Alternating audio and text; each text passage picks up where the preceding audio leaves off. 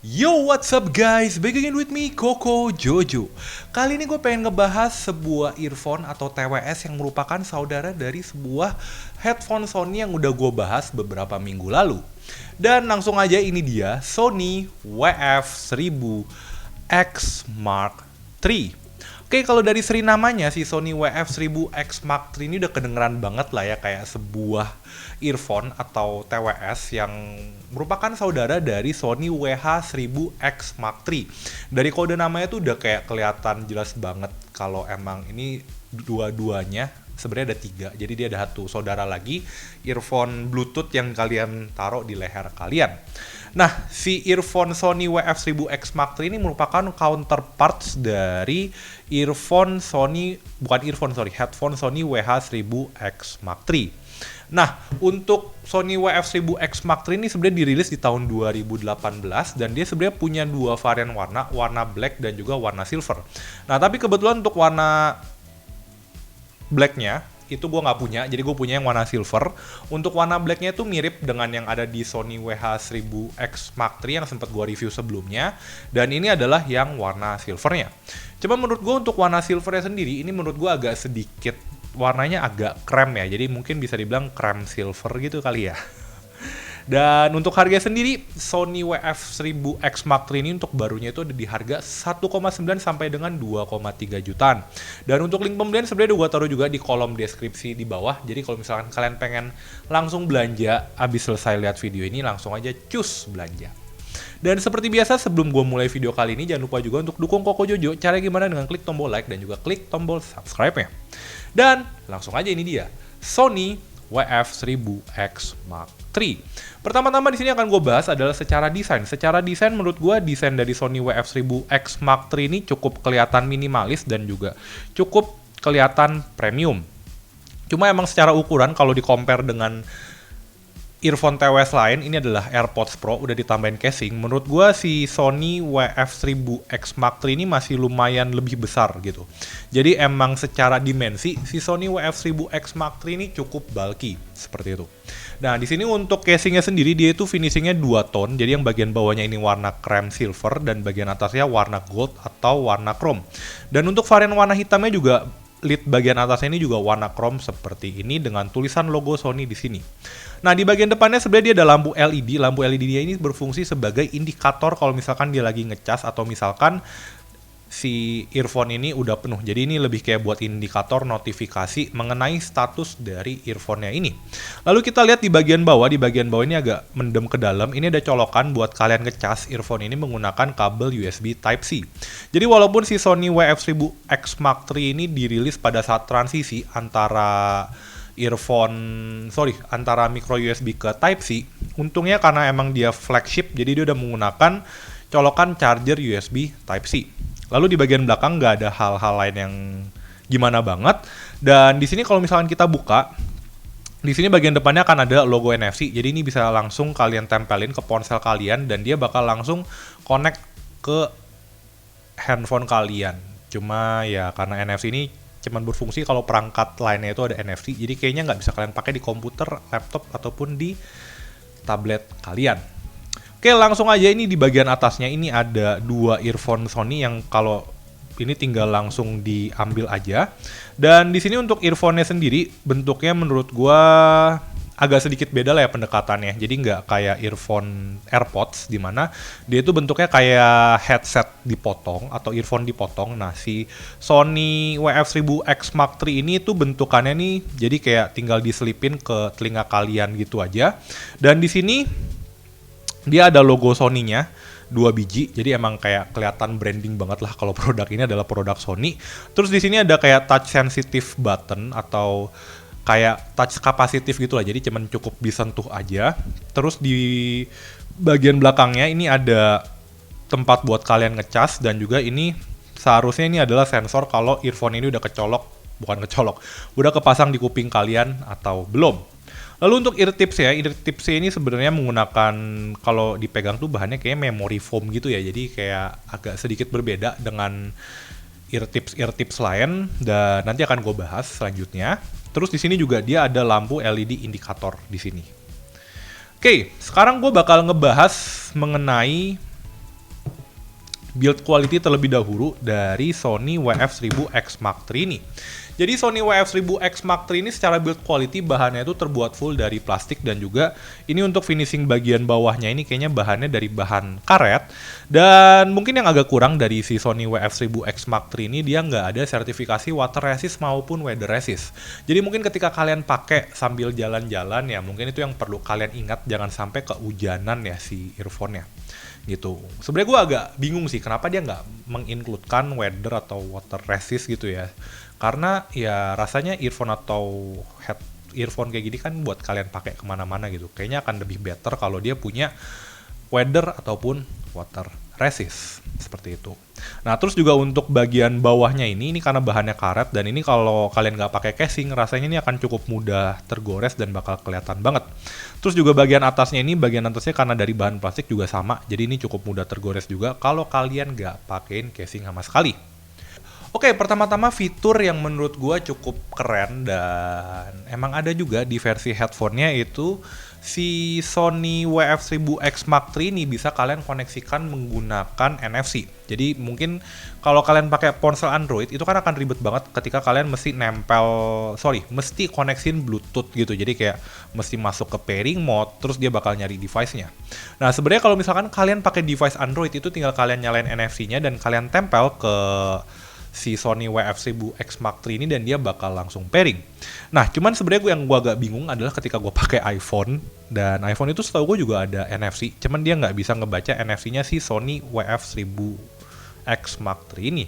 Jadi mungkin kalau kalian pengguna Android ya kalian akan merasa cukup bersyukur karena tinggal kalian tempelin aja dan langsung ke pairing dengan ponsel kalian. Dan NFC ini juga sebenarnya nggak available ya di tablet atau mungkin di laptop, karena dua-duanya itu nggak punya NFC. Jadi kalian harus pairing secara. Oke, terus fitur selanjutnya yang menurut gue juga cukup keren, sama seperti Sony WH-1000X Mark III, adalah dia udah support aplikasi Headphones Connect dari Sony. Nah, aplikasi ini menurut gue yang bikin tambah kerennya lagi adalah karena level customisasinya menurut gue cukup dalam ya. Jadi cukup banyak hal-hal yang bisa kalian customisasi ketika kalian pakai si Sony Headphones Connect ini.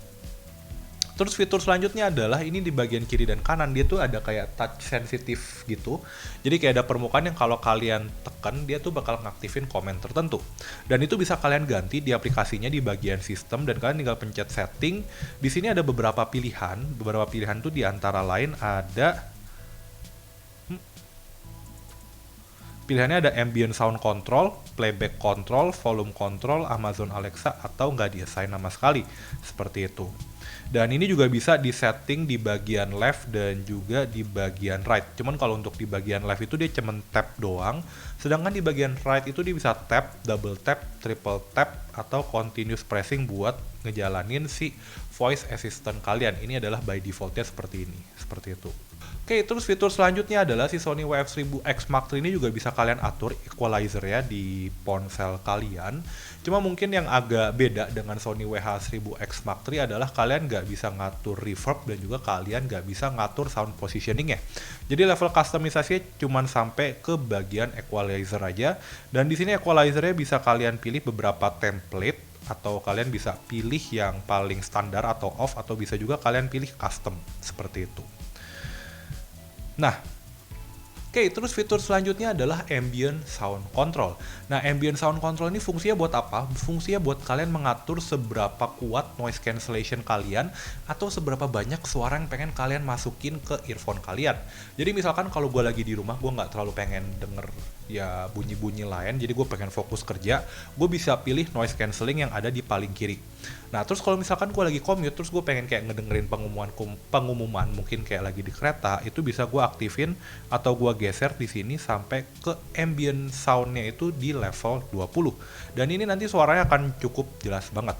Nah, cuman kalau misalkan kalian nggak terlalu pengen ngedengerin suara-suara lain, kalian cuma pengen dengerin suara orang doang, itu kalian bisa tinggal pencet focus on voice. Nah, ini kebetulan focus on voice-nya nyala, jadi suara lainnya itu difilter, dan ini ketika dimatiin, dia bakal ngefit suara-suara lain seperti mungkin suara mobil atau suara bunyi-bunyi lain selain suara orang masuk ke dalam kuping gua.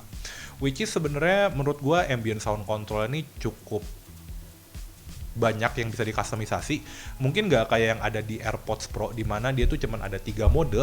Yang pertama noise cancellation, ambient sound, dan juga off gitu. Nah di sini untuk ambient soundnya ini bisa kalian kontrol dari yang noise cancellation atau ambient soundnya di 0 sampai dengan level 20, which is ya menurut gue cukup oke banget lah. Jadi kalian lebih bisa nge-customisasi si noise cancellationnya tersebut, seperti itu.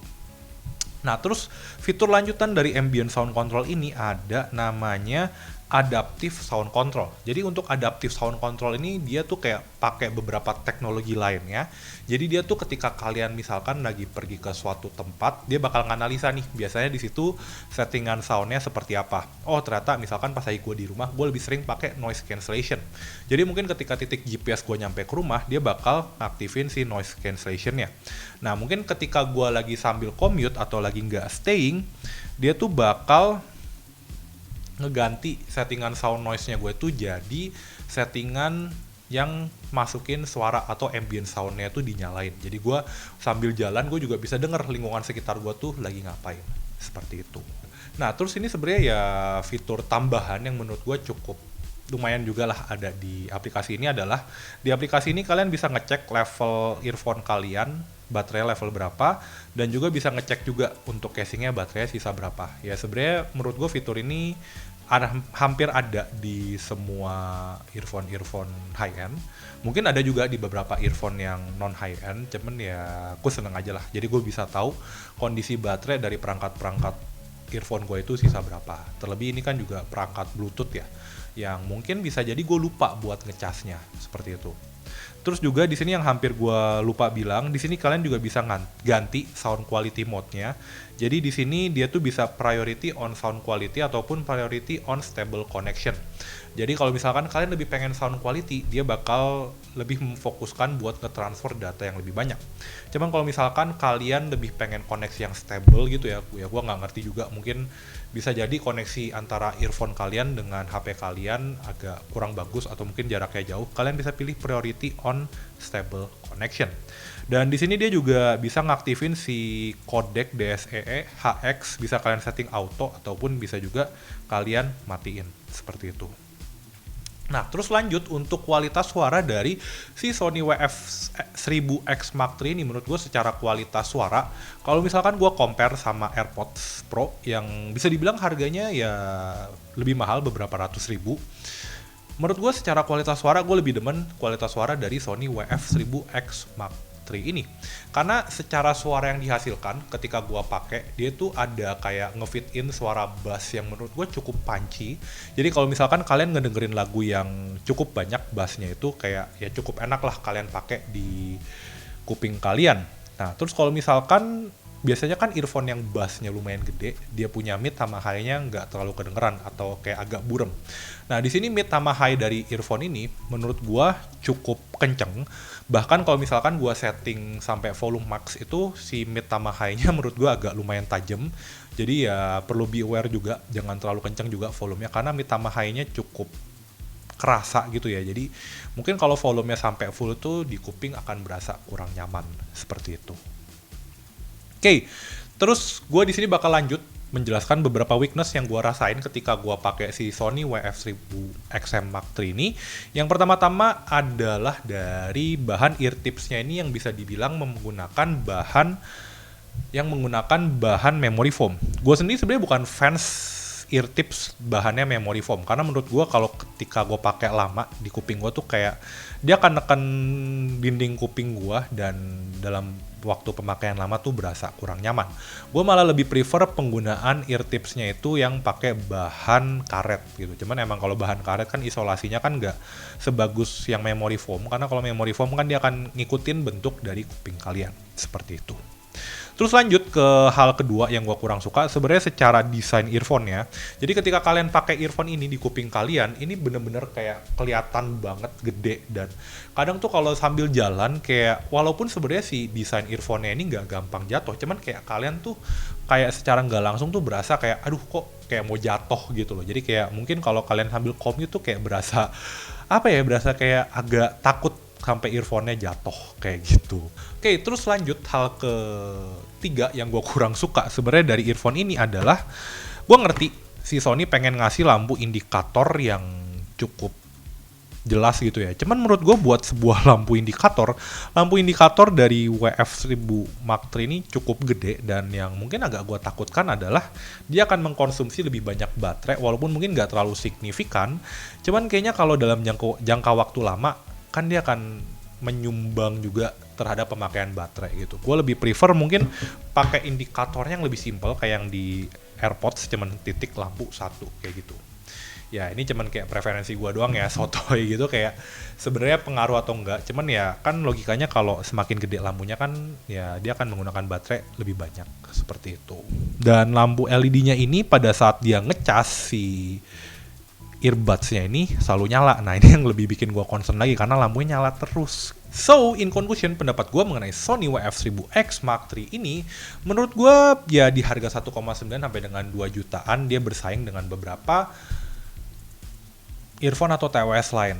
Cuma kalau gue pribadi, ya mungkin gue gara-gara juga agak Sony fanboy, gue akan tetap lebih prefer untuk si Sony WF1000X Mark III ini.